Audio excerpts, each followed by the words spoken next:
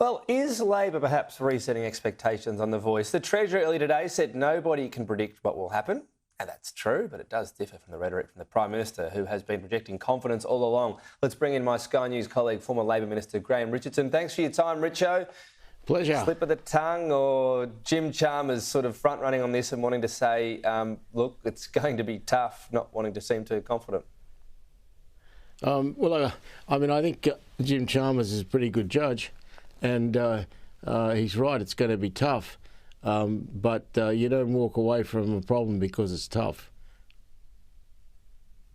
So what's the government approach here? Does it just have to be confident, positive, and then deal with the aftermath, rather than the classic expectation management, which I guess we get in normal elections? You know, they don't want to be the favourite in normal elections, but in this time around, they both seem to be wanting to project confidence. Yeah, look, I think, probably exuding confidence about it is a pretty good idea when you're trying to get it up.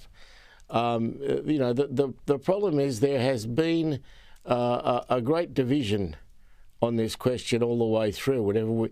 From the moment we first started to talk about it, we just can't seem to get a coming together of the two strands here, and we're not likely to. This is a highly contentious issue, and it'll remain that way.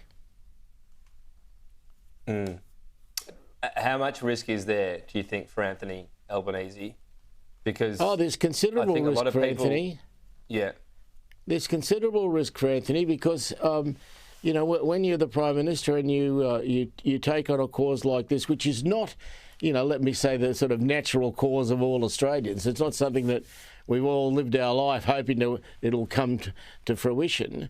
So I think, Anthony's taken on a very big risk, but he knows that. He's passionate about this. He's a great believer, and he's determined, I suppose, the Whitlam style, you crash and crash through.